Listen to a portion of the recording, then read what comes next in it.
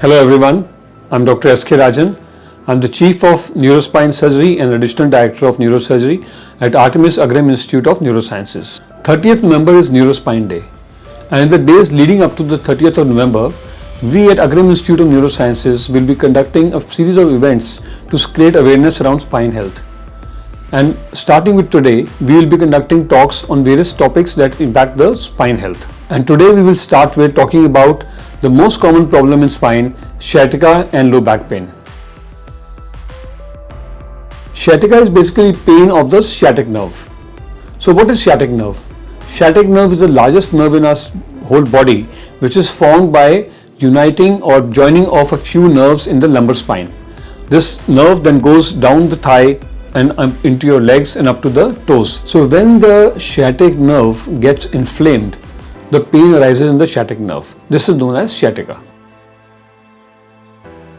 If somebody is suffering from a low back pain and the pain then radiates from the back of the buttocks to the back of the thigh and then to the legs, then that is most likely going to be sciatica. Another characteristic of sciatica pain is that in most of the cases, it is a unilateral pain, which means only on the one leg it will impact.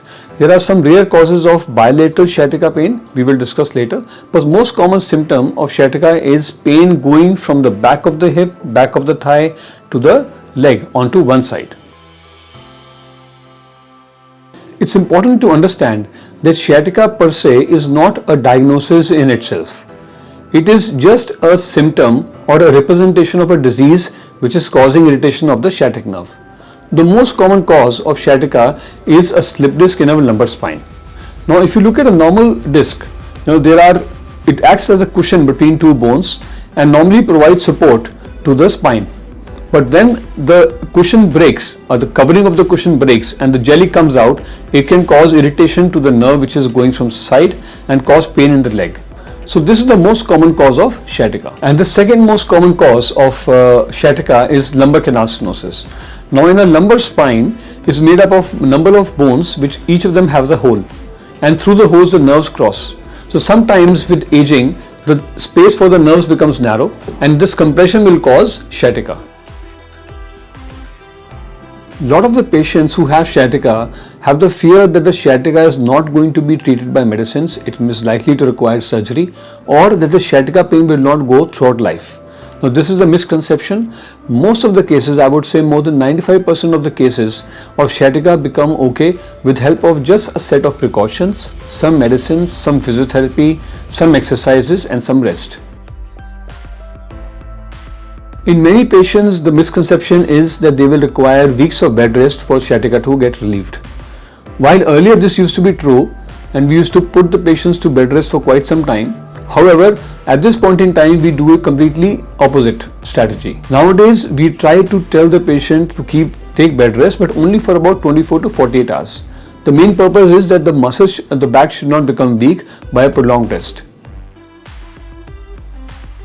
While prescribing your medicines, your doctor will tell you to take a certain set of precautions so that your sciatica pain does not get aggravated.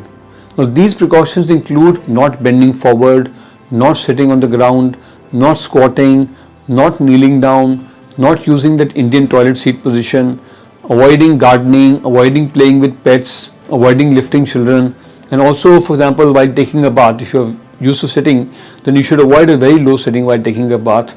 Avoid sofa sitting, which will make you sit very low. So all the events or the episodes that can increase the load on your spine or increase extremes of movement in your spine, they should be avoided. In the initial part of your treatment, the doctor will recommend that you don't do any exercises of any kind. This is to allow some sort of rest to take place to your muscles as well as to your nerves. However, as the time goes by, you will be recommended a certain set of medicines which include one, core strengthening exercises where you strengthen your back muscles, your core stomach muscles. The second set of exercises will include stretching exercises where if the muscles have gone into spasm, then they are stretched so that we are able to release them. And the third set of exercises include the aerobic exercises where the aim is to increase the heart rate so that there is more circulation in your spine and we are able to get a better healing. As you can imagine, the stretching exercises come first, core strengthening comes second, and the aerobic exercises come third in the order of priority for sciatica patients. The type of things that you need to avoid in such cases is to lift any kind of weight, which means people who go to gym, they should avoid going to gym, avoid lifting weights. Also avoid sports which involve a lot of jerking like badminton or tennis. As I said before, more than 95% of patients with sciatica will become okay without requiring any major intervention, which means either surgery or injections. However, in a certain set of patients where either the pain has been very prolonged, which means more than about 6 to 8 weeks, it is not resolving or it is becoming worse despite medicines, or where the medicines have helped but the pain comes back after you stop the medicines.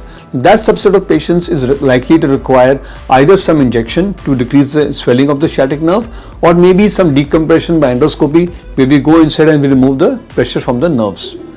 In a certain subset of patients, it's a more of an emergency situation where we can't even wait for the medicines to act. Such situations arise when the patient either has a bladder or bowel involvement, or where there is a sexual dysfunction, or in patients who develop a limp because of weakness of the leg. In that small subset of patients who will require surgery for sciatica, in most of the cases it's a simple endoscopic procedure which is about a 30 minutes procedure where we go inside and we see that the nerve is either compressed by the slip disc or it is stuck to the slip disc. In those cases, through a small port we go inside, we remove the pressure from the nerves and also we remove the adhesions that are there, and then we come out. So that is usually enough for the nerve to get relieved. It is similar to having something in your eye. So when you have something compressing in your eye or irritating your eye, so when you remove it, immediately you find relief. So similarly, when we remove the compression from the nerve, the patient feels immediate relief. As I mentioned previously, the surgery is basically a mechanical procedure where we are removing the mechanical pressure from the nerve.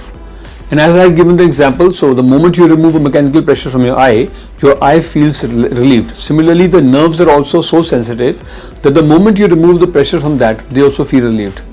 In terms of safety, there used to be an issue earlier, whether the sciatica surgery will be safe or not, whether the slip disc surgery will be safe or not.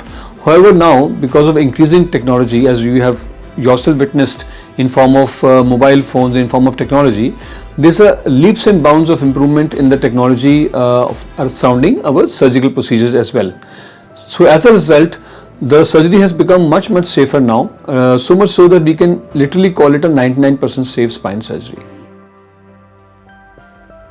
So from my side, I would say the take-home message is that people who have sciatica, they don't need to worry at all. In more than 95% of patients, we are able to get a good relief, but especially so when they are treated primarily by in the initial phase by a good surgeon.